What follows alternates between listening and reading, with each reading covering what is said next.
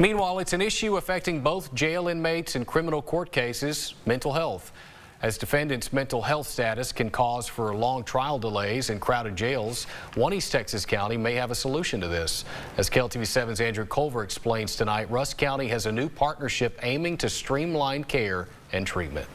Some Rusk County inmates can't participate in their court case due to mental health conditions. People often spend time in jail waiting for treatment at a state hospital. Now, the help will come to them. Rusk County Sheriff John Wayne Valdez is optimistic about the future. He says the jail has about 15 people with severe mental health conditions.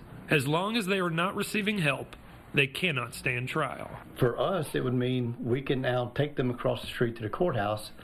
We can have them stand before the judge, and the judge or the jury can decide if they're guilty or innocent. Rachel Harrington with Community Health Corps says they're using the jail-based competency restoration agreement as a testing program. Inmates will receive medication, psychiatric care, and therapy sessions in jail. Based on how the program goes, they could expand to other county jails. When I looked at the people they have with serious mental illness inside the jail, are they willing to take medication? Are they willing to get help? The majority, yes, they are. This is going to be a big deal for the county. Harrington says one of the main goals is to teach inmates how the legal system works. She hopes this will prepare them for their court case. Sheriff Valdez says it may also save the county money, hoping for less people in jail. It's optimistic that we can see a light at the end of the tunnel when it comes to mental health in this jail.